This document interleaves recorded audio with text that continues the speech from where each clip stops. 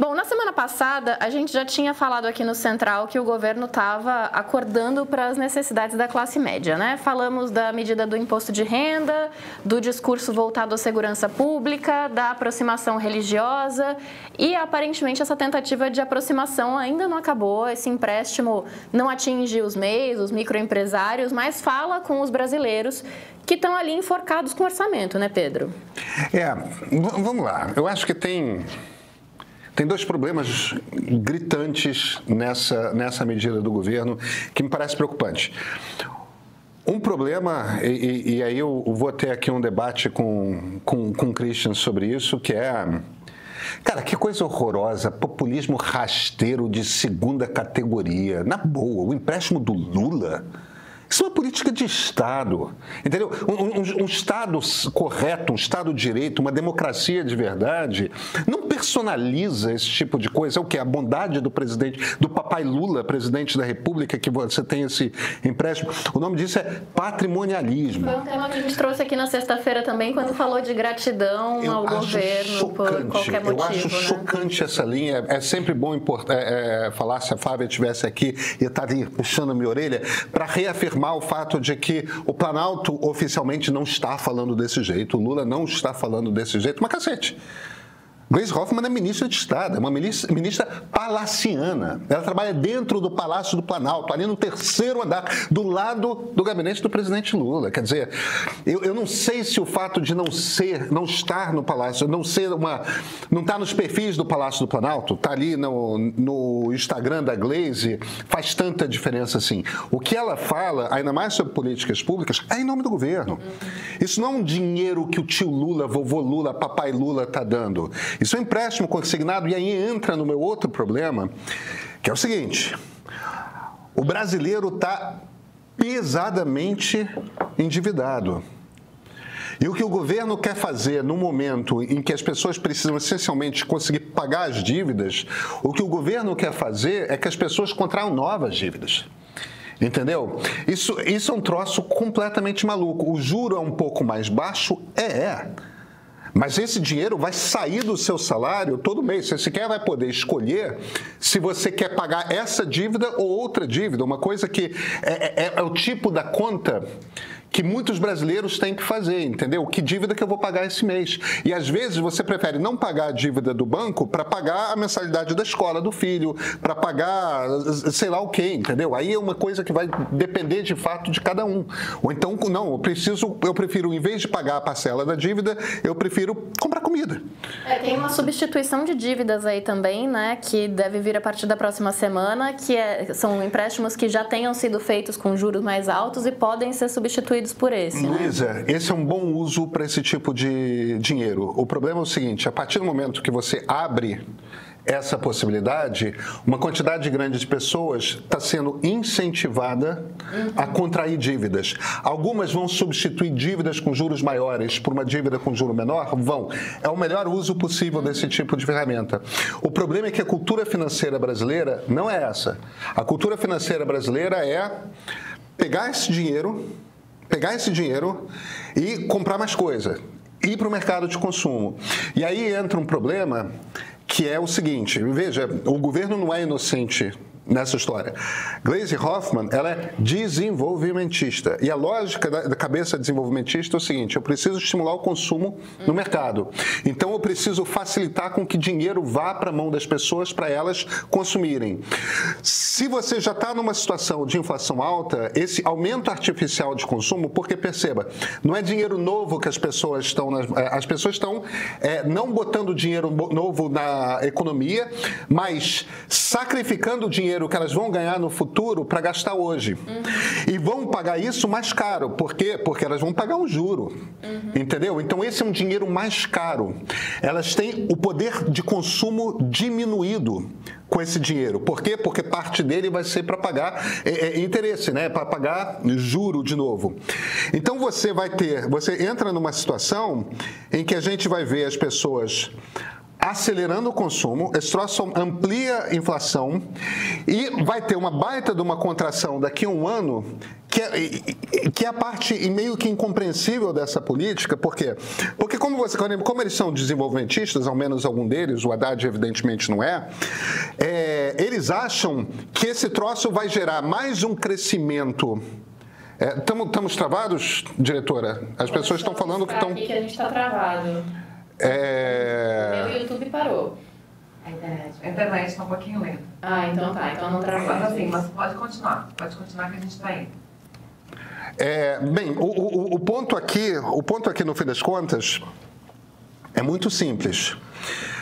O que deve acontecer vai ter uma gastança nesse primeiro semestre. Esse troço vai contribuir para o aumento do PIB desse ano e as pessoas, de repente, vão ter uma grana para pagar no início do ano que vem. Quer dizer, você vai aumentar a aceleração, junto com essa inflação você vai ter um aumento de PIB, vão se virar e falar, olha, a economia está bacana. Não está. Isso é um aumento de PIB provocado já não mais em cima de dívida do governo, mas agora de dívida das pessoas. E a gente vai chegar no ano que vem, as pessoas vão estar correndo atrás de ter que pagar mais esse empréstimo, mais essa dívida vão ter que lidar, num país que já está pesadamente endividado. A gente vai estar lidando com inflação alta e eu simplesmente não consigo enxergar o que o governo gasta com isso, ganha com isso. E a Gleisi ainda por cima está fazendo propaganda disso, é o empréstimo do Lula. O governo está apostando numa sensação de melhora, né? Porque é isso, imediatamente pode ter uma sensação de melhora. Sim, é artificial, é induzir as pessoas à dívida, entendeu? É muito maluco uma política pública de você induzir as pessoas a contraírem dívida. É muito maluco isso, é muito sem sentido, mesmo para a cabeça desenvolvimentista. Christian Litch. Eu estava tentando fazer o dever de casa aqui correndo para tentar ter detalhes, porque parece que a medida provisória não foi regulamentada. Eu não sei assim, eu concordo com você. O ideal seria que você pudesse usar esse empréstimo para rolar a dívida num juro mais barato. Para quem tivesse com a corda no pescoço, né? Porque realmente, se for para contrair mais dívida, é um negócio complicado. O que eu estou vendo é que... Eu acho que eu comentei isso aqui um dia. Também nada de muito espetacular. Que é essa coisa dos 2 primeiros anos, depois os outros 2 anos seguintes, né? Você vai governando conforme você quer nos 2 primeiros anos, depois você vê o resultado, depois você tenta dar um cavalo de pau. Essa história do empréstimo do Lula, né, que é uma tentativa de personalizar o benefício dando dele, isso aí já é alguma coisa provavelmente atribuída à mudança na comunicação social do governo. Você já está tentando criar novos símbolos, novas marcas para o governo Lula, pensando na eleição do ano que vem. E aí esse negócio de que é o empréstimo do Lula tem diretamente a ver com isso, né, para você poder lembrar. Né? Engraçado, eu vi a chamada, tinha uma bolinha com o Lula no meio, assim, tá apertado. Isso mesmo. Entendeu? Isso já é uma tentativa de fazer esse tipo de coisa. Eu não sei como é que vai ser isso, quando é que vai entrar em vigor esse negócio para surtir efeitos no ano que vem. Não é? Seria interessante saber a projeção. Já está anunciando. Porque tem uma outra coisa também, por exemplo, porque o negócio do imposto, a gente tem que ver essas medidas em bloco visando a eleição do ano que vem. A medida de isenção do imposto de renda de quem recebe até R$5.000, repare, ela não vai entrar, ela foi aprovada agora, mas ela só vai passar a valer no ano que vem, no ano eleitoral. É exatamente a mesma coisa. E essa coisa do crédito consignado, quanto mais para frente, mais resultado, mais objetivo eleitoral também tem. Tá? É isso que eu posso falar. E essa coisa do personalismo é óbvio, é uma coisa populista, sim. Né? É claro que tem diversos tipos de populismo. Tem o populismo, né, que quer destruir a democracia, tem o populismo econômico. Isso é um populismo eleitoral diretamente também. É claro que também não é aquilo que foi feito no último ano do governo Bolsonaro, né? Que você lembra que você passou uma emenda constitucional para suspender o teto de gastos e tal, não sei o quê. Mas é um populismo mais característico da esquerda, que não é uma coisa que diretamente atenta contra a democracia, mas é um populismo econômico para afetar o resultado da eleição, criando o famoso sentimento de bonança, e aí depois, no primeiro ano do governo seguinte, se ele for reeleito, puxa a corda e enforca o que foi benefício beneficiado, né? Só para esclarecer, ele está liberado, mas a partir de amanhã, dia 25, é que vai dar para fazer essa troca da dívida mais cara pela mais barata, que é a... Mas é esse o objetivo ou tem... Não, o objetivo é liberar crédito, né? O que vai dar para fazer isso também, mas a liberação de crédito não tem limitação. Tem 30 Se quiser comprar tudo em bala... É CLT. Bala de chupar. CLT. É CLT Não, ou benefícios, é um empréstimo. É um empréstimo. Você contrai o empréstimo e o banco usa como garantia o seu salário. É que no vídeo a Glaze também fala sobre isso, sobre você trocar uma dívida com uns juros mais altos pela que tem mais barato, mas não é... Mas a medida provisória não diz para isso, não é exclusivamente para isso. Exatamente. E no fim das contas o que eles querem é que as pessoas acelerem o consumo, porque isso aquece a economia, e aquece mesmo. Mas aqui isso vai na contramão dos juros do Banco Central. Isso é um empréstimo. O juro do Banco Central continua sendo a âncora.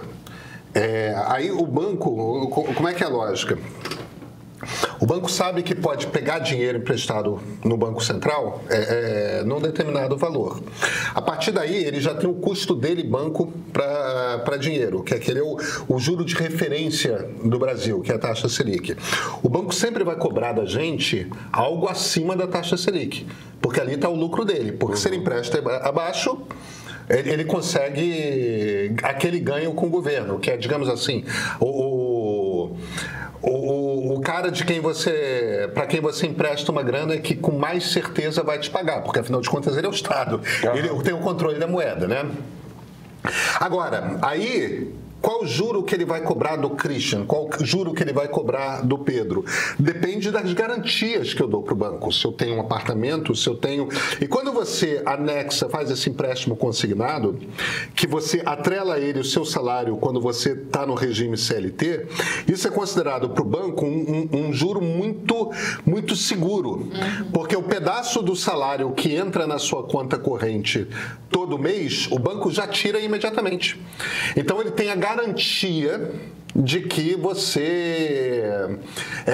vai pagar a parcela todo mês. Não bastasse isso, ainda tem a rescisão e o FGTS. Exatamente. Que estão nessa conta. Ele ainda tem essa garantia de que, se por um acaso der o problema e você for demitido, porque pessoas CLT também podem ser demitidas, ele pode avançar em cima do seu FGTS, pode avançar em cima da sua multa de rescisão. Isso? Eles estão estendendo para o conjunto dos trabalhadores formais, quer dizer, com carteira assinada, algo que já é sistematicamente feito com servidores públicos, que é o desconto em folha através de empréstimos e o sistema é exatamente igual. Eles estão estendendo para todos os outros, usando o fundo de garantia como garantia do pagamento para os bancos. É exatamente isso. A gente já tem aqui umas pessoas participando a respeito do empréstimo. O Júlio Bahia diz, mas a maioria vai trocar dívidas com juros maiores por dívidas com juros menores. Já o Gabriel Alencar diz...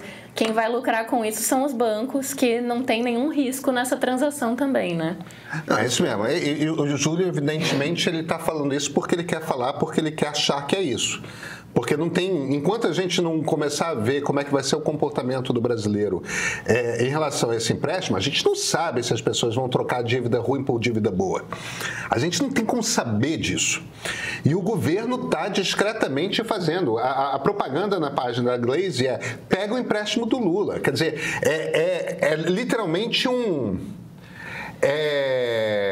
Você vai pegar o empréstimo do Lula para diminuir o lucro dos bancos que praticam o capitalismo selvagem. Eu gosto da frase do Júlio Bahia. Eu trabalho em banco, Pedro Doria. Baixa um pouquinho a bola, por favor. Júlio, eu não sei qual é a sua função no banco, meus parabéns, que bom que você entende disso. O que eu ouvi dentro do Palácio do Planalto hoje é que eles gostariam de ver um aceleramento do consumo. Este é o desejo do Palácio do Planalto.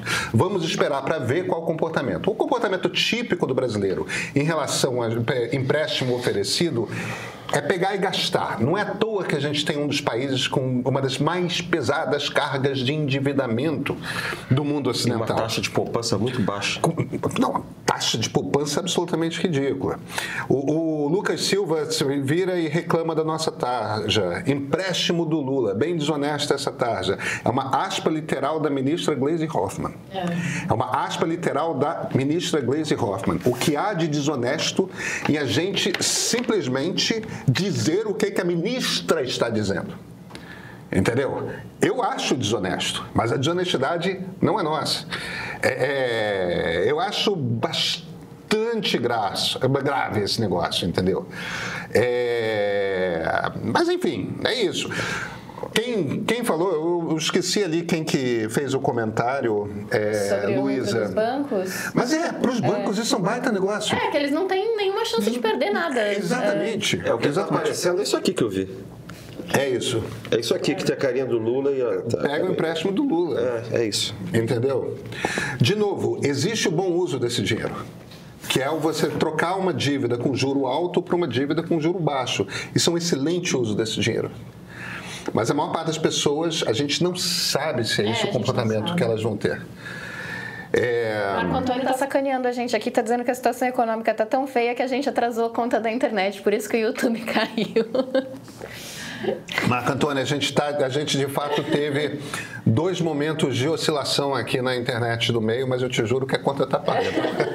Eu fico pensando como é que é a conversa com o Galípolo, porque qual é o cálculo que eles estão fazendo? Eu sempre fico interessado em saber o que esses caras estão pensando, né? Eles estão achando que a coisa da inflação ela é temporária e que os juros vão cair na frente, porque a inflação é de alimentos, entendeu? Eu quero entender como é que você junta uma... Porque fica parecendo que quando você eleva, como você tem elevado os juros do Banco Central para controlar a inflação, você está tentando botar uma novalgina, sei lá, numa doença qualquer, numa dor qualquer.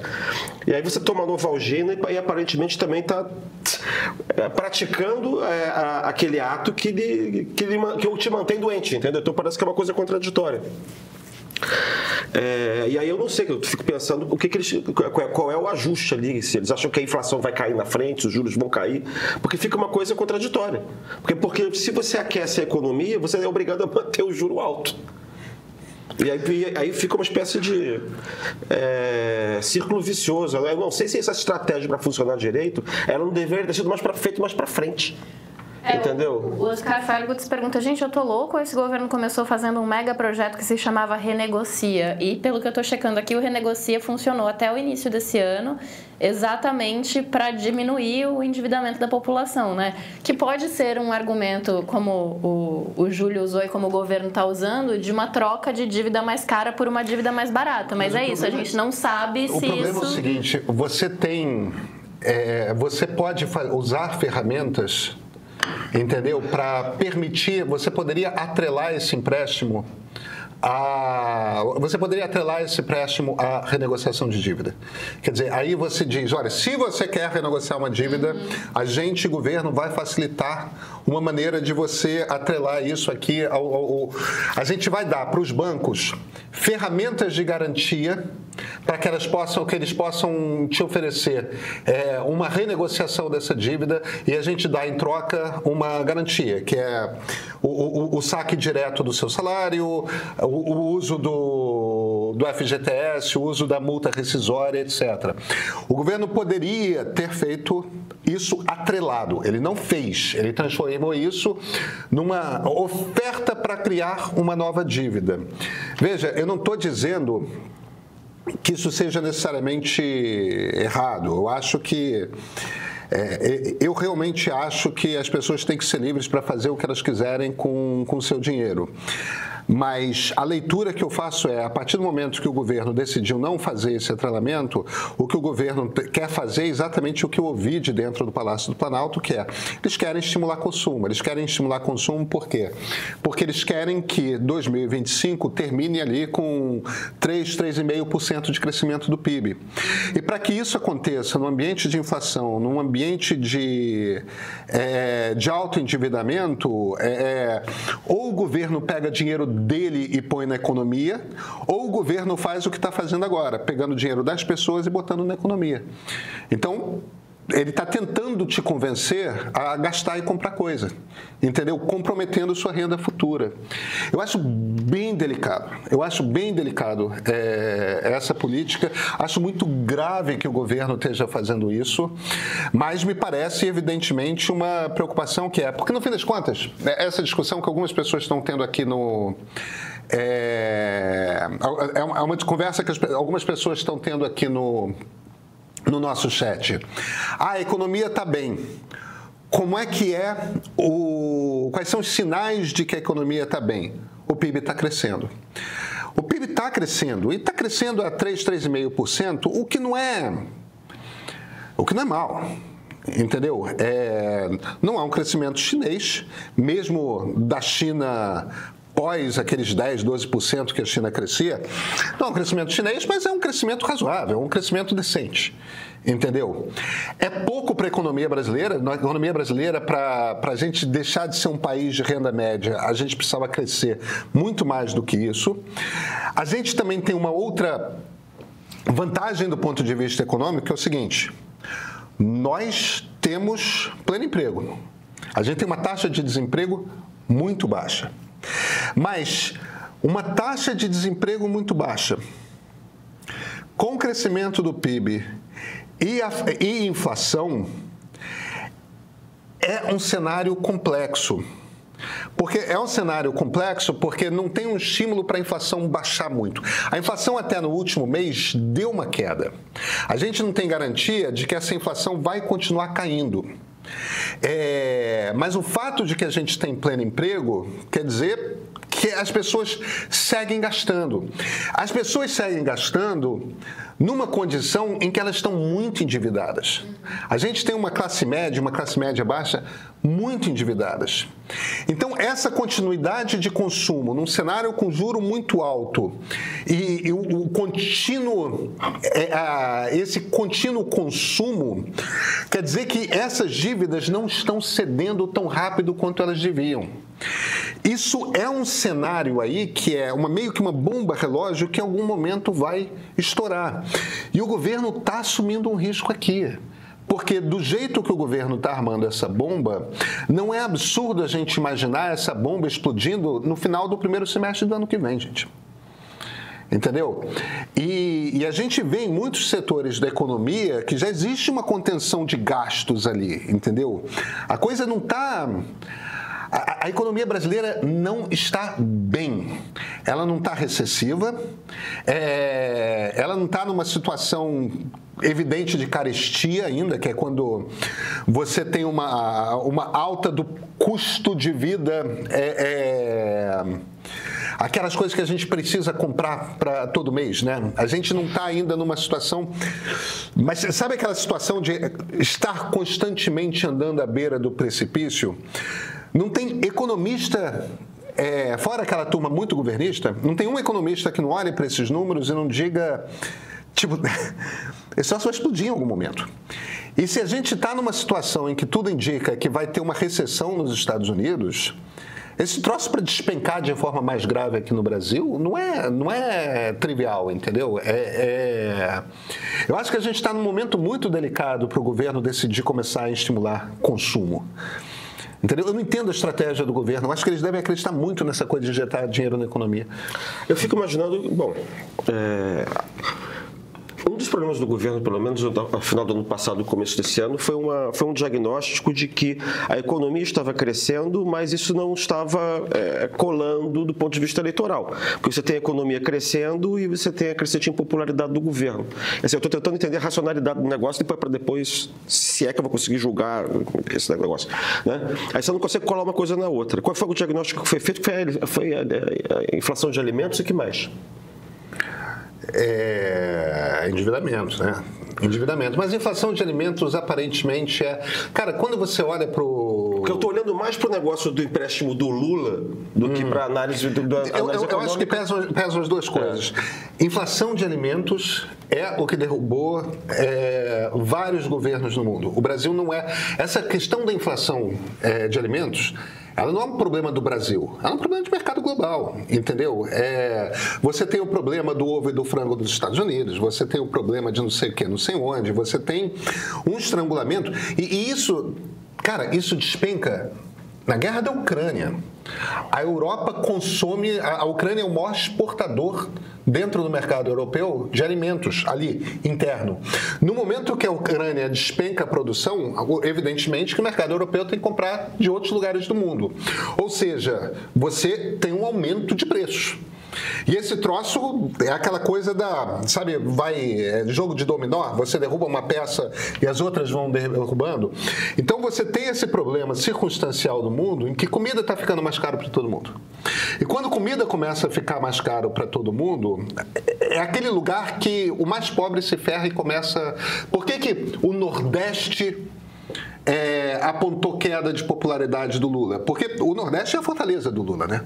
Sim, a lealdade que o eleitor do Nordeste tem em relação ao Lula, que é uma lealdade, de novo, não é uma lealdade com base em populismo, não é uma lealdade com base em fisiologismo, é uma lealdade que vem de políticas públicas reais que existiram, que aconteceram e que mudaram radicalmente a vida do eleitor pobre do Nordeste. Isso criou um tipo de eleitor para o Lula, que é aquele eleitor mais fiel que o Lula pode ter. Quando você começa a ver queda de popularidade do Lula no Nordeste, isso é sirene vermelha tocando no Palácio do Planalto, porque você está caindo assim no Nordeste, está caindo assim no Sul, no Centro-Oeste, no Sudeste. E por quê? Cara, é o preço de viver.